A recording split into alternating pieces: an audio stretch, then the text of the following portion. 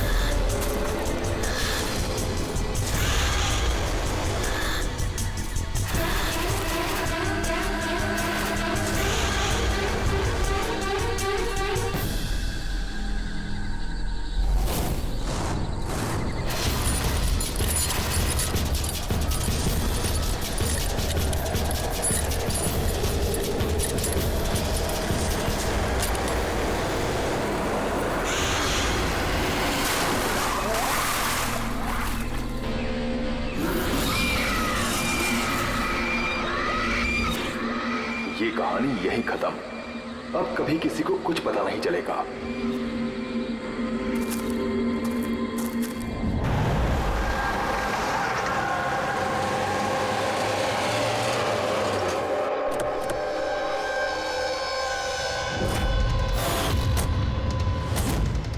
Guys hold on, हो क्या रहा है? कोई मुझे बताएगा? You guys don't understand. You know ना सिचुएशन क्या चल रही है। पापा और भाई दोनों फोन नहीं उठा रहे। पापा, रे, प्लीज दरवाजा खोलो। करण देखो ना, कोई दरवाजा ही नहीं खोल रहा है। पापा, मिथुन काका, रे, मिथुन काका। Oh my God, रे। Oh my bro. He's no more.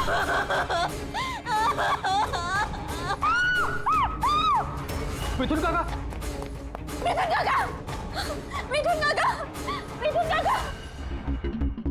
बेहोश। पापा।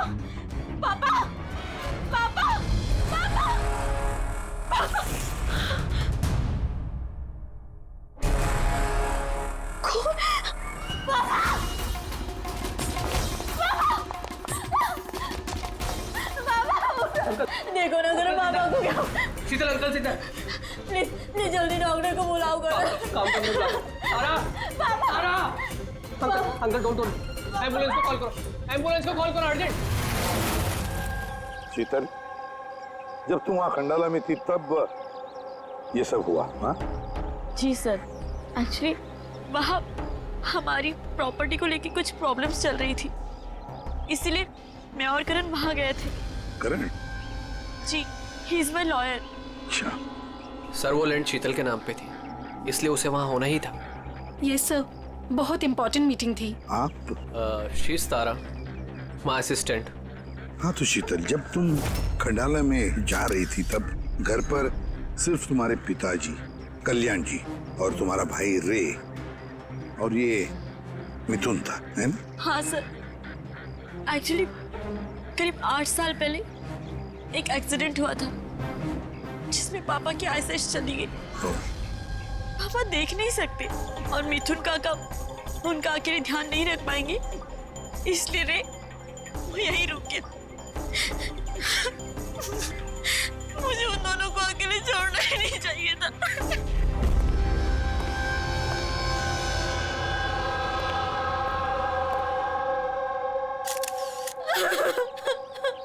शांत हो जाओ। एक बात बताओ शीतल, अब तुम कह रही थी कि उनको अकेले छोड़कर जाना ही नहीं चाहिए था, क्यों? ऐसे क्यों लगा तुम्हें? क्या तुम्हें डर था कि उनकी दोनों की जान को खतरा है, ऐसे कुछ होगा? नहीं सर, पर इतना जरूर पता था कि रे की उसके फ्रेंड्स के साथ ना कोई बड़ी प्रॉब्लम चल रही थी फ्रेंड्स के साथ?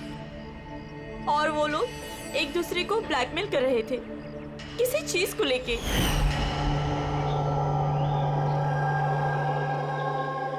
तू ऐसा हम लोग के साथ कैसे कर सकता है? एक बार फिर से सोच ले रे, अगर यही तेरा फाइनल डिसीजन है तो जानता है कि क्या होगा।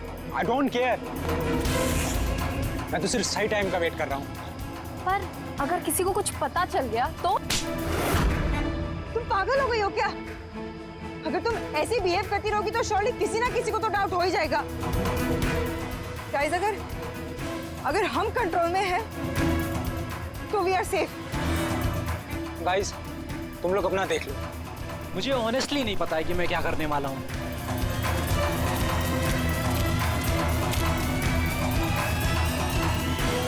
मुझे रे पे बिल्कुल भरोसा नहीं है।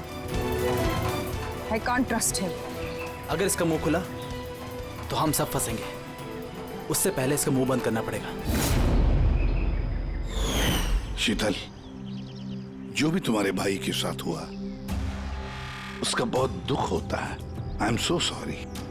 एक बार तुम्हारे पिताजी को होश आ जाए ना तो सारी बातें साफ हो जाएगी। वैसे मिथुन, कल रात तुम यहीं पर थे ना? क्या हुआ, क्या जरा ठीक से बताओ। शरीर पे कोई बड़ा घाव नहीं है, बस छोटी मोटी चोटें हैं, लेकिन हाँ फ्रैक्चर थोड़े ज्यादा है। समझ में नहीं आ रहा है इसकी मौत हुई कैसे? मैं अपना काम कर रहा था, अचानक लाइट चली गई और किसी ने मेरा मुंह बंद कर दिया। मैं बेहोश हो गया साहब। जब आँख खुली तो आप सामने थे। बाकी को कुछ याद नहीं आ रहा सर। ठीक है, रो मत। सर, मौत की वजह तो पोस्टमार्टम के बाद ही पता चलेगी। कुछ समझ में नहीं आ रहा है सर। जिसने भी खून किया है सोच समझ के किया है, बड़ा ही चालाक है खूनी।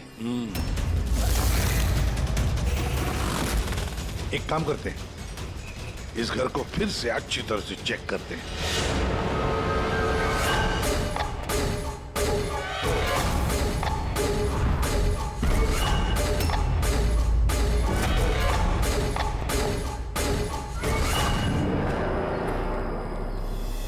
ग्लास तोड़कर अंदर घुसा है घर के अंदर।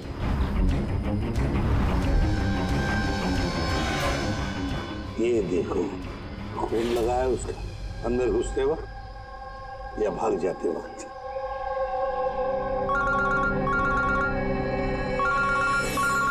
हेलो, एसीपी प्रतिमा। अच्छा, कल्याण जी को होश आ गया?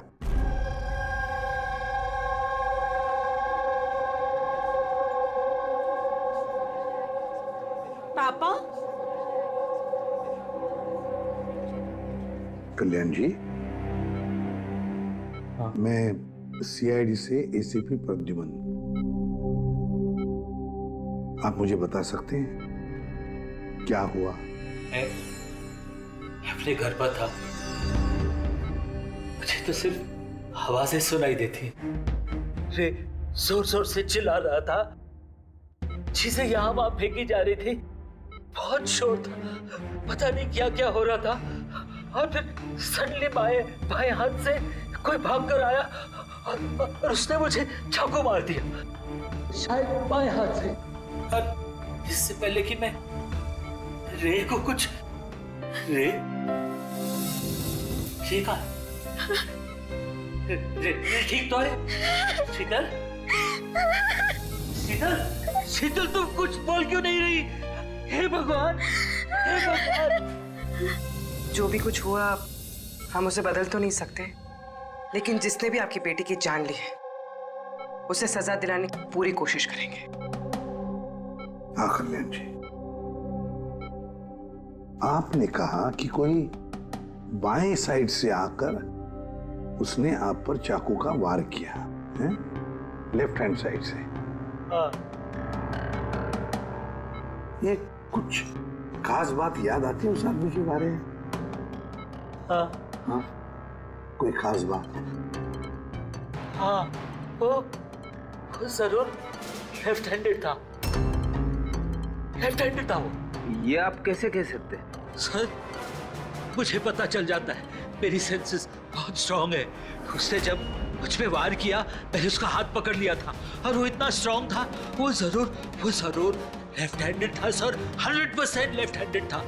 तो क्या डॉक्टर साहब, ये जो जख्म है इनके शरीर पर, वो वाकई किसी खब्बू आदमी ने बनाया? यस सर, घाव के निशानों के हिसाब से यही लगता है। चलो सर, कुछ तो सुराग लगा।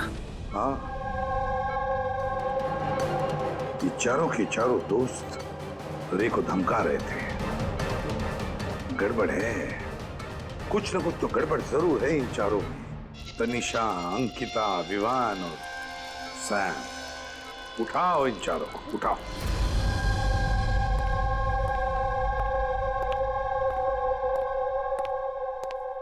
नमस्ते सर। आप? मैं सैम का फादर हूँ। पिछले 2 हफ्तों से सैम से मेरी कोई बातचीत नहीं हुई। अब मैं आपको कैसे बताऊं कि वो कहाँ पर है। मैंने उसको कई बार फोन किया, लेकिन उसका फोन ही नहीं लग रहा। मैं तनिषा की माँ। अब उससे फोन करके मैं क्या पूछूं? ये तनिषा ने खुद मुझे कहा था कि वो अपनी हॉलीडे एक्सटेंड कर रही है, कुछ दिन वो फ्रांस में रहना चाहती है। और मैं अंकिता का भाई हूँ, just for name sec. Sir, dad को बातों में फंसाकर 80% प्रॉपर्टी उसने अपने नाम पर कर ली। मैं क्यों फिक्र करूं सर उसके बारे में? सर, मैं अंकिता के बारे में कुछ नहीं जानता। हाँ sir, what I just know is sir, वो 2 हफ्ते पहले दिल्ली गई हुई थी कुछ मार्शल आर्ट कैंप के लिए। जी सर, मैं विवान का फ्रेंड। उसके डैड के पास इतना पैसा है कि वो घूमता रहता है। होगा कहीं हॉलीडे पे। मतलब ये चारों पिछले 2 हफ्तों से शहर से बाहर है और आप में से कोई भी उनके टच में नहीं है। ठीक है, थैंक यू वेरी मच। आप लोग जा सकते हैं। अगर जरूरत पड़े तो आप लोगों को हम फिर से बुला लेंगे। Thank you. जरा 1 मिनट, क्या आप बता सकते हैं कि सैम, तनिषा, विवान और अंकिता, इन चारों में से कोई लेफ्ट हैंडेड है, खब्बू है? हाँ सर, मेरा बेटा सैम लेफ्टी है। अच्छा। क्यों सर? नहीं, ऐसे ही, ऐसे। हाँ, आप लोग जा सकते हैं। Thank you.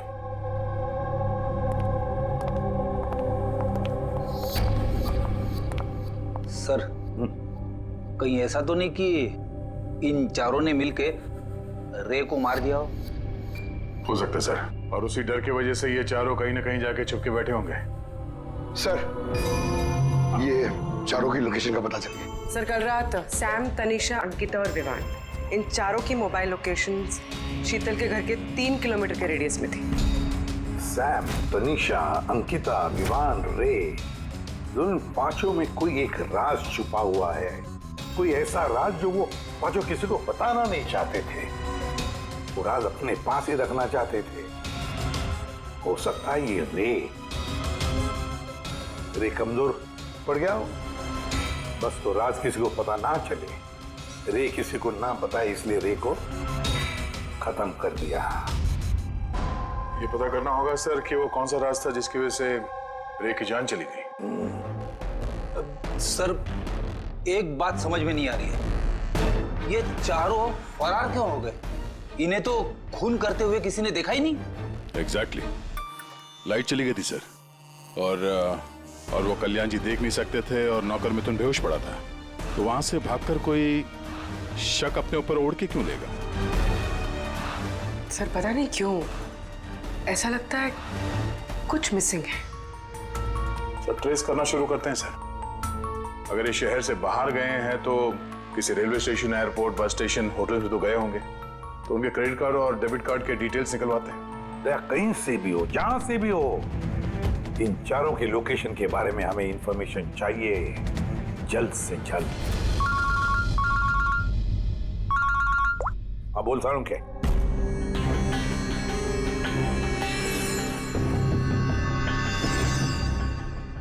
यार सारंगी, तूने इस कंकाल पे ये रेड मार्क्स क्यों किए? बस ये समझाने के लिए कि इस रे की हड्डियों का कैसे चूरा बनाया गया। ये देखो, ये रे की हड्डियों का एक्सरे। इस रे पर बहुत जबरदस्त ताकत के साथ वार किया गया। एक झटके में इसकी गर्दन की हड्डी टूट गई। बस एक बार तो इसके रिब केज पर इतना जबरदस्त किया गया है कि एक ही झटके में इसके रिब केज की बाईं हड्डियां 12 की 12 पसलियां एक साथ एक झटके में टूट गई। और वो भी कमाल की बात यह है कि एक ही सिमेट्री में। एक झटके में 12 पसलियां? नतीजा हार्ट का रुक जाना, हार्ट ब्लॉक। इसके हार्ट पर जबरदस्त प्रेशर पड़ा। कमाल की बात यह है बॉस कि जितनी ताकत के साथ इस पर वार किया गया है, इतनी ताकत हाथों से या किसी भी हथियार से पैदा नहीं की जा सकती। इसे देख करके तो ऐसा लगता है जैसे खूनी जानता था बॉस, खूनी जानता था कि किस पॉइंट पर वार किया जाए कि एक ही झटके में सारी की सारी पसलियां एक साथ टूट जाए, एक सिमेट्री में। हाथों से कोई इतना फोर्स तो पैदा नहीं कर सकता। हाँ, कर सकता है अगर कोई मार्शल आर्ट्स का जानकार हो तो। जैसे कुंग-फू, कराटे, ताइक्वांडो, इन सब में खास किस्म के मूव्स होते हैं जिससे इतना फोर्स पैदा किया जा सकता है। ये हो सकता है बस। अभी अटैक उसी ने किया जिसे मार्शल आर्ट्स की जानकारी है, जैसे आर्मी बैकग्राउंड का कोई। Martial arts? वो लड़की भी तो गई है ना दिल्ली में मार्शल आर्ट्स का कैंप अटेंड करने के लिए। क्या नाम है उस लड़की का? अंकिता। अंकिता के भाई ने तो हमें ये बताया। Sir what I just know sir, वो 2 हफ्ते पहले दिल्ली गई हुई थी कुछ मार्शल आर्ट कैंप के लिए। और सर कत्ल की रात उसका फोन शीतल के घर के आसपास ही था। उसी ने किया होगा। सैम के साथ मिलके। कल्याण जी पर जिसने भी चाकू का वार किया था वो आदमी खब्बू था, लेफ्ट हैंडेड। हाँ सर, मेरा बेटा सैम लेफ्टी है। ये हो सकता है क्योंकि शीतल के घर की जिस खिड़की पर से हमें वो ब्लड सैंपल मिला था, उसका डीएनए सैम के डैड के डीएनए के साथ मैच होता है। मतलब सैम वही था और अंकिता भी। बस अब हमें ये पता लगाना है कि ये सैम, तनीषा, अंकिता और विवान इस वक्त है कहां पर।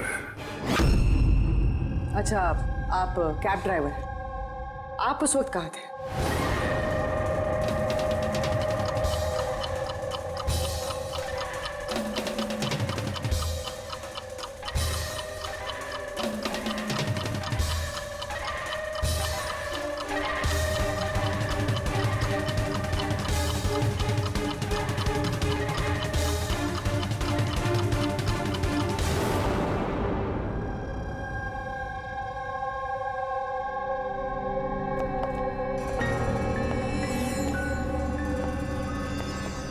क्या हुआ?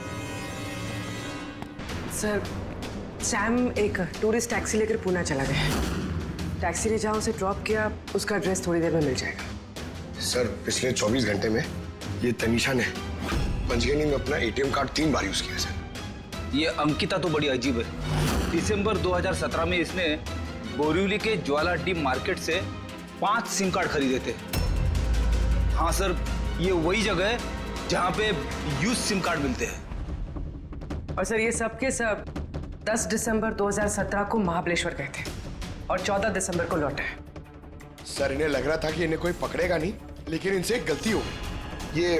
ये जो अंकिता है सर, इसने जो सिम कार्ड्स लिए थे उसकी लोकेशन हमें महाबलेश्वर से 15 किलोमीटर आगे हाउस होल्ड में मिली। हाँ, brilliant job, absolutely brilliant job. बस अब नाउ नो वेस्टिंग टाइम, हम टीम बनाते हैं और काम शुरू करते हैं। लेकिन सर 5 सिम कार्ड, वो भी यूज्ड, कर क्या रहे हैं ये लोग? जो भी कर रहे हैं करने दो, पर पछताएंगे जरूर, बहुत पछताएंगे।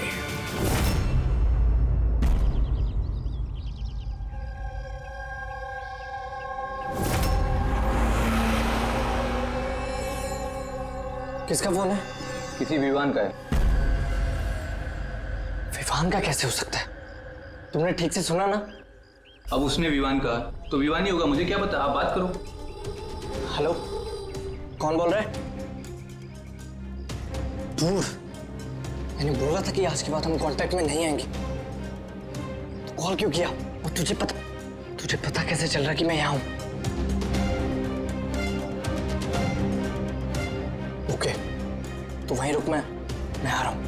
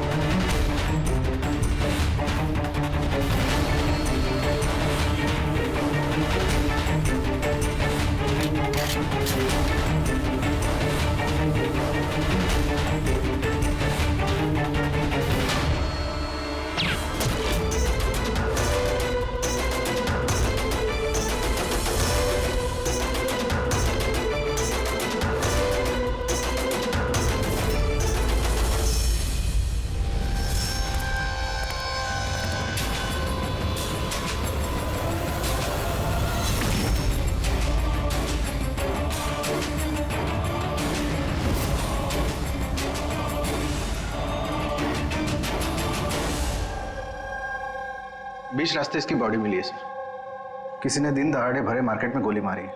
लॉन्ग डिस्टेंस शॉट था। ऑब्वियसली स्नाइपर होगा। स्नाइपर लॉन्ग डिस्टेंस से गोली चलाई, मतलब किसी को पता भी नहीं चला होगा कि गोली चली कहां से और फिर गोली चलाई किसने। Anyway, thank you very much. जी सर।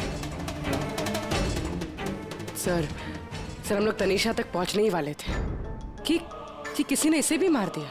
वही तो सर, ये इत्तेफाक तो नहीं हो सकता सर।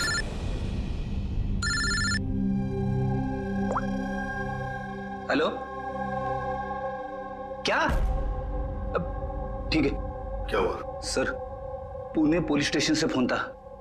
किसी ने सैम को मार दिया। What? Oh my God. Sir, वो जिस लॉज में रुका था उसी लॉज के पास। सर, ये जरूर विवान और अंकिता का ही काम है। ये कोई सीक्रेट है जिसे छुपाने के चक्कर में ये लोग आपस में एक दूसरे का खून कर रहे हैं। अपनी जो भी है उसे पता कैसे चलता है कि हम किसके पास जाने वाले हैं? 4 में से 2 बच गए हैं, विवान और अंकिता।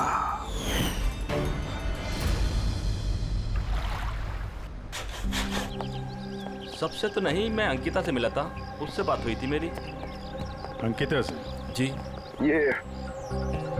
यही थी वो? हाँ, ये वही लड़की है। किसी ने मुझे पेमेंट दिया था, 2 दिन के 20,000 रुपए। 2 दिन के 20,000 वो मान गए? ऐसी क्या इमरजेंसी थी? अच्छा, उन 2 दिनों में आपने उनसे या उनके ग्रुप के बाकी लोगों से मिले थे?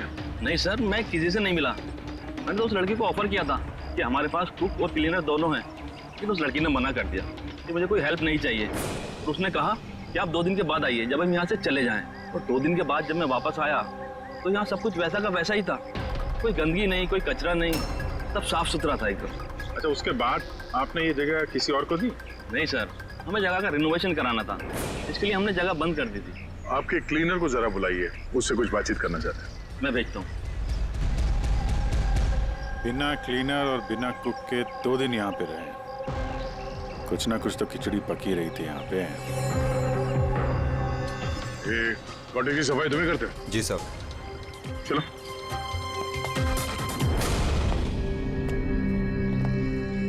अच्छा, जब वो 5 लोग यहाँ से गए, उसके बाद जब तुमने यहाँ की साफ सफाई की तो कुछ मिला इधर उधर या कुछ अजीब लगा तुम्हें? नहीं सर, वो लोग तो बहुत अच्छे थे।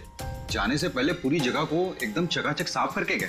पता नहीं कौन सा साबुन, क्या डिटर्जेंट यूज किया, पूरा घर चमका दिया था। अरे वाह, हाँ सफाई हो रही है। ये कौन सा डिटर्जेंट है मैडम जी? अरे कुछ नहीं, वो रात को पार्टी हुई थी ना तो ज्यादा गंदा हो गया है। तुम जाओ, हम कर लेंगे। एक मिनट। ये लो, ये लेके जाओ। हाँ, जाओ जाओ जाओ जाओ जाओ।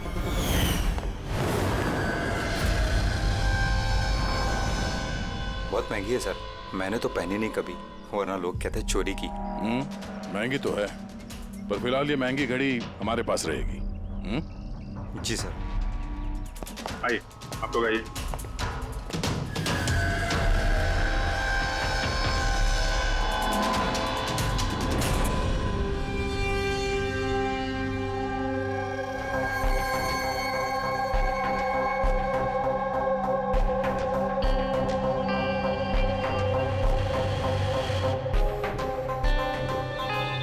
सर, सैम, तनीषा और रे तीनों का तो मर्डर हो गया है। अब बचे विवान और अंकिता। खूनी इन दोनों में से ही कोई हो सकता है। ये विवान ही होगा, उसी ने सैम को फोन करके लॉज के बाहर बुलाया था।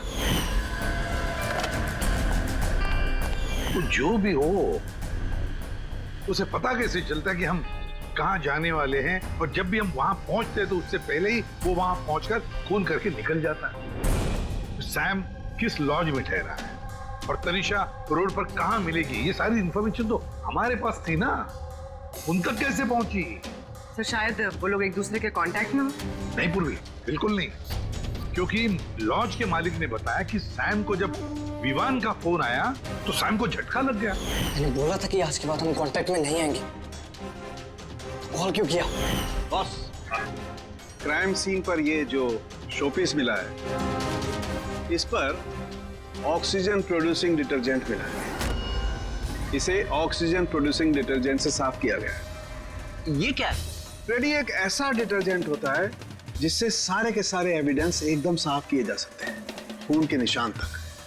हमें कोई डीएनए नहीं मिल सकता। मतलब सर, ये हॉलिडे होम में खून हुआ था? एग्जैक्टली। और हाँ, ये घड़ी, इस पर अलग अलग लोगों की उंगलियों के निशान तो हैं ही, साथ ही इस पे मुझे किसी का डीएनए भी मिला है। तो शायद रे इसी खून का पर्दाफाश करने वाला होगा। पूर्व एक काम करो, ब्यूरो में जाओ, खून की रिपोर्ट्स चेक करो, मिसिंग पर्संस की रिपोर्ट्स चेक करो, देखो किसी भी रिपोर्ट में इस घड़ी का जिक्र किया है क्या। यार, इन 5 में से बचे हैं 2, विवान और अंकिता। अगर खूनी विवान या अंकिता को कांटेक्ट करना चाहे तो फिर वो जो 5 यूज्ड सिम कार्ड्स है ना, वो इनके पास होंगे। उन्हीं में से किसी नंबर पर वो फोन करेगा, है ना? वो नंबर ट्रैक करते हैं। सर, तनीषा का खून हुआ पंचगनी में, सैम का खून हुआ पुणे में। दोनों जगहें 100 किलोमीटर दूर, जबकि खून हुए सेम टाइम पे। और एक ही टाइम पे कोई 2 जगहों पे कैसे हो सकता है सर? कोई तो है जो इस प्लान में शामिल है। मान लिया गया कि कोई और है इस खूनी के साथ। एक बार ये विवान और अंकिता हमारे पंजे में आ जाए ना, तब सारे सवालों का जवाब मिल जाएगा। एक काम करो अभिजीत, साइबर डिवीजन से एक हैकर को बुला दो।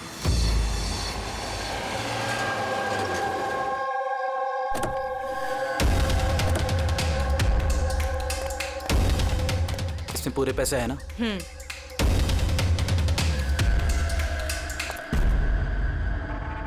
एक मिसिंग रिपोर्ट तो दर्ज हुई है जिसमें इस घड़ी के बारे में लिखा हुआ है। कोई रणधीर कुमार नाम का एनआरआई था। कब फाइल हुई थी ये रिपोर्ट? 6 दिसंबर 2017। कोई करण जोशी ने फाइल की थी। जी, ये देखिए।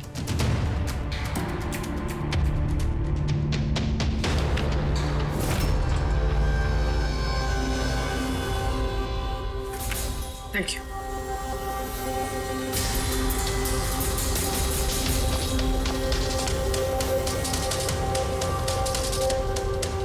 कहीं उन लोगों ने इस रणधीर को तो नहीं मार डाला? और कहीं ये करण रणधीर की मौत का बदला तो नहीं ले रहा? करण? जी, ही इज माय लॉयर।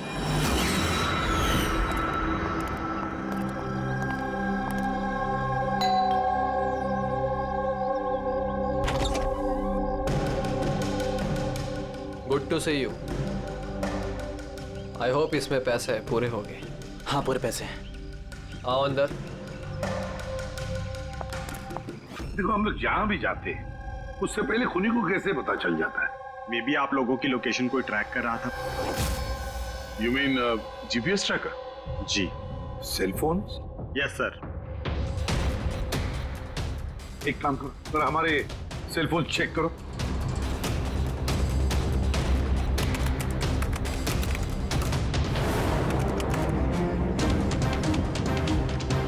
तुमने पैसे मांगे थे, हम लेकर आए हैं। अब वो एविडेंस दो और सब खत्म करो। खत्म करूं? जैसे तुम लोगों ने रणधीर को खत्म किया था। करण, हमें सबूत दो। देता हूं, लेकिन उससे पहले मैं तुम्हें किसी से मिलाना चाहता हूं। कौन? बुलाता हूं।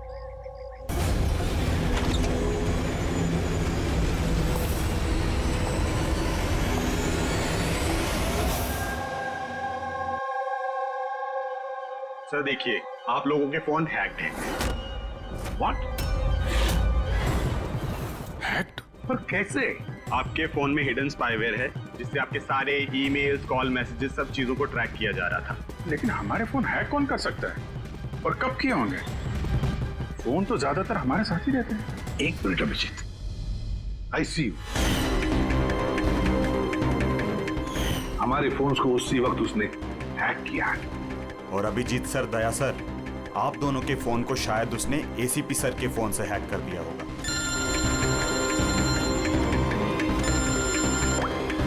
अबुल करण मरने वाले से रिलेटेड है?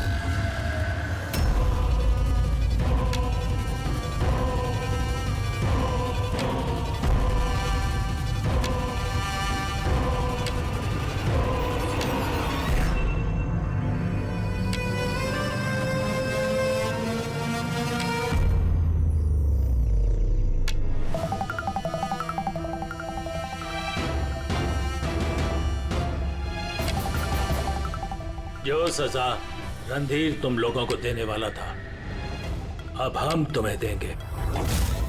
जैसे सैम,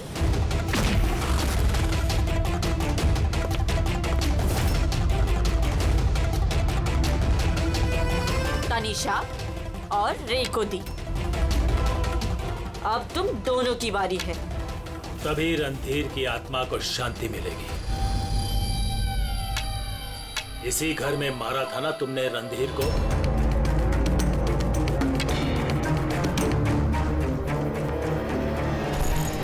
करण,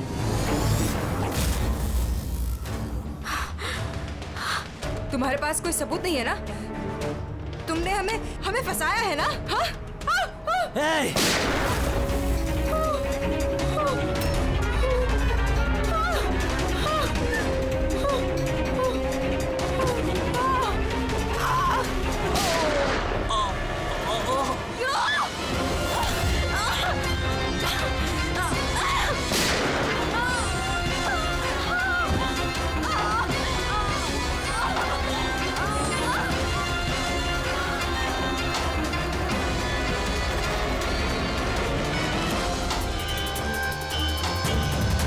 तुम्हें क्या मालूम? तुम तो देख भी नहीं सकते, पर मानना तो पड़ेगा। बस यही प्रॉब्लम है आजकल के तुम जैसे नौजवानों की।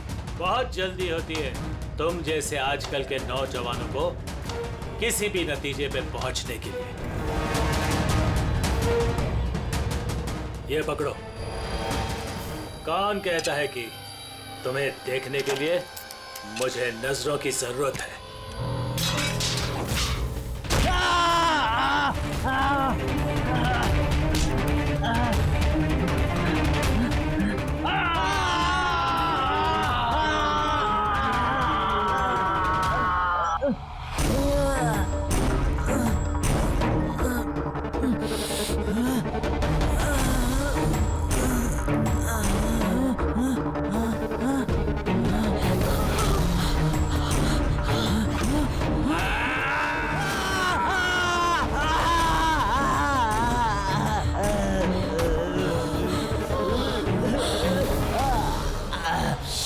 शीता बेटा, तुम ठीक तो?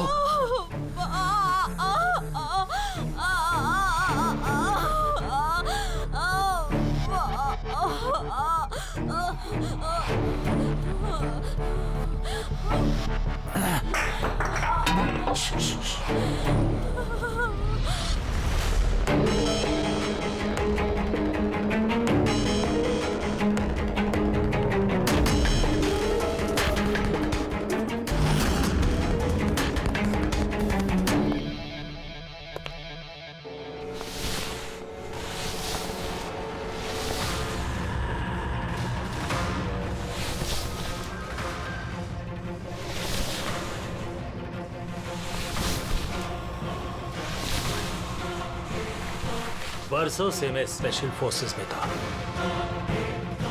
दुश्मनों को तो मैं चुटकी भर में सूंघ कर निकाल देता था। फिर तुम तो बच्चे हो।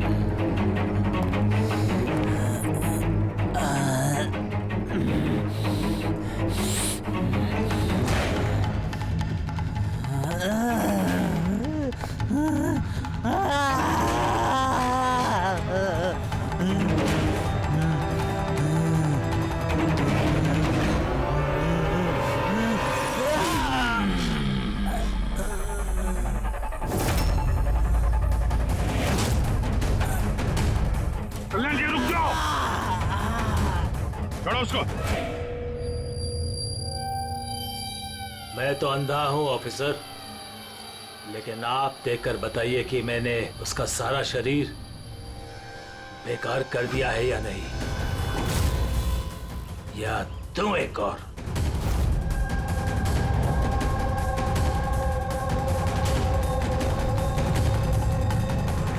शीतल, रणधीर तुम्हारा भाई था और कल्याण जी रणधीर तुम्हारा बेटा है ना, और ये सब करने के लिए तुमने सीआईडी का इस्तेमाल किया, क्यों?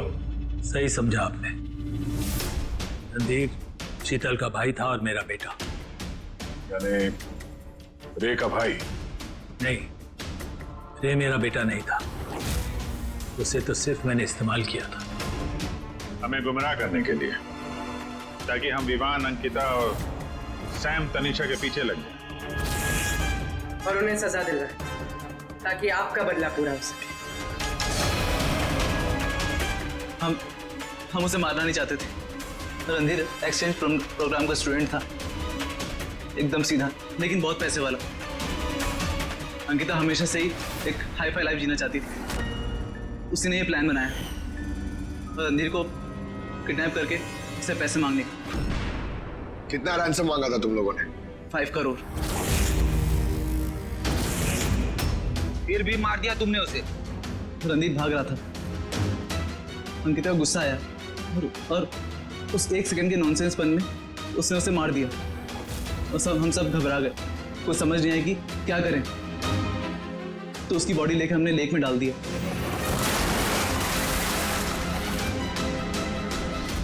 रे को ये बात हजम नहीं हुई है, और यहीं पर तुम्हारा प्लान गड़बड़ हो गया। सर, वो रणधीर की इंडिया में सारी रिस्पॉन्सिबिलिटी मेरी थी। कल्याण अंकल और शीतल तो न्यूयॉर्क में थे, लेकिन रणधीर का केयरटेकर मैं यहाँ था। इन लोगों को पैसा देने के बाद भी इन्होंने रणधीर को नहीं छोड़ा, मार दिया। तो मैं घबरा गया, मुझे कुछ समझ नहीं आया। फिर एक दिन रे का कॉल आया। मुझे बिलीव नहीं हो रहा है कि हमने उसको। I'm sorry uncle. कुछ नहीं होगा तुम्हें, तुम सिर्फ हमें बता दो कि बाकी के दोस्त लोग कहाँ हैं। अंकल वो सब बाहर चले गए जब तक कि ये रणधीर का केस सॉल्व नहीं हो जाएगा ना अंकल, वो वापस नहीं आएंगे। कहाँ है वो? मुझे उस बारे में कुछ भी नहीं पता। रे तो हमारे पास था ही, बस उन चारों को पकड़ना था, और ये काम हम अकेले नहीं कर सकते थे। तो इसीलिए तुमने हमारा इस्तेमाल किया, क्यों? रे से सारी इंफॉर्मेशन निकालने के बाद तुम लोगों ने उसे एक दर्दनाक मौत दी, ताकि हम लोग वो केस इन्वेस्टिगेट करें और ये सारी कहानी निकल के सामने आए। साथ में हमें सारे एविडेंसेस दे दिए, उन चारों के मोबाइल नंबर्स, और सैम जिस पैथोलॉजी लैब में काम करता था वहां से उसके ब्लड सैंपल मंगवा लिया। हम सबके फोन्स हैक किए। काफी अच्छी प्लानिंग थी। लेकिन एक बात भूल गए तुम, सजा देने का काम तुम्हारा नहीं, कानून का है। रणधीर की मौत का बदला तो तुमने ले लिया, लेकिन सजा अपने आप को दी है, अपने आप को। For more updates, subscribe to our channel, click the show links and enjoy watching the videos.